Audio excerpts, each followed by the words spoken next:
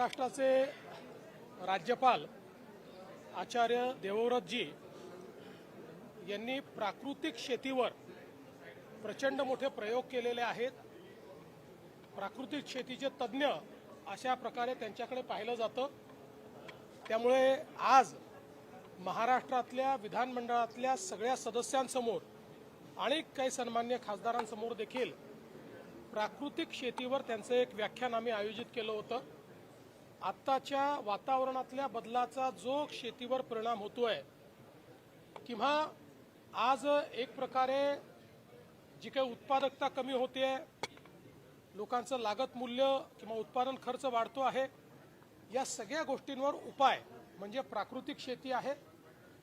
हे उदाहरणासहित पद्धतीसहित अतिशय सुंदर पद्धतीनं आचार्य देवव्रत साहेबांनी या ठिकाणी मांडलं आणि आता माननीय राज्यपालांच्या नेतृत्वामध्ये एक मोठं प्राकृतिक शेती मिशन हे महाराष्ट्रामध्ये आम्ही सुरू करतो, ज्यातनं शेतकऱ्यांचा उत्पादन खर्च कमी होईल, त्यांची उत्पादकता वाढेल, त्यांच्या जमिनीची क्षमता आणि कस वाढेल आणि त्यातनं शेती फायद्याची होईल, अशा प्रकारचा प्रयत्न आहे। आजचं जे भाषण झालेलं आहे ते इतकं अप्रतिम झालं आहे की सर्व जे विधानसभेचे किंवा विधानमंडळाचे सदस्य होते त्या सगळ्यांना अतिशय हे भाषण आवडलेलं आहे आणि त्यांच्या माध्यमातून निश्चितपणे जे काही राज्यपाल महोदयांनी या ठिकाणी विचार व्यक्त केले आहेत ते शेतकऱ्यांपर्यंत पोहोचवण्याचा प्रयत्न आम्ही करू। सर, नेचुरल एग्रीकल्चर के सम्मेलन आज हुआ सर, ठीक है। जो प्राकृतिक खेती के संदर्भ में महाराष्ट्र के राज्यपाल जी आचार्य देवव्रत जी का आज व्याख्यान हुआ है, वो इस क्षेत्र के तज्ञ यानी एक्सपर्ट माने जाते हैं।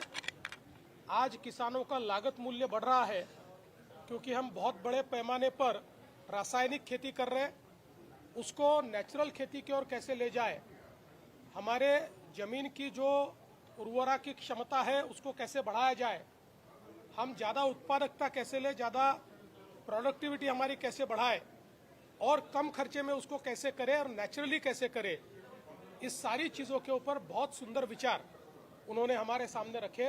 इसलिए मैं उनका बहुत बहुत आभार व्यक्त करता हूं और उनके नेतृत्व में महाराष्ट्र में प्राकृतिक खेती का एक मिशन हम लोग हाथ में लेंगे और किसानों को ये खेती फायदे की हो इस दृष्टि से हम लोग प्रयास करेंगे।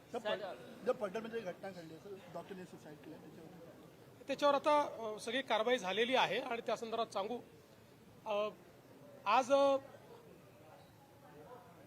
आपल्याला सर्वांना कल्पना आहे की मोठ्या प्रमाणात आता आपल्याकडे कापूस आणि सोयाबीन याचं जे काही उत्पादन झालेलं आहे, आता त्याची खरेदी केंद्र ही राज्य सरकार सुरू करते आहे। या संदर्भात पहिल्यांदा आपण नोंदणी करतो, याची सुरुवात 30 तारखेपासून आम्ही करतो। त्यामुळे सर्व शेतकऱ्यांना माझी विनंती आहे की कोणीही हमी भावापेक्षा कमी भावामध्ये व्यापाऱ्यांना माल विकू नये। आपण सगळ्यांची नोंदणी करणार आहोत आणि सगळ्यांचा माल हा आपण खरेदी करणार आहोत।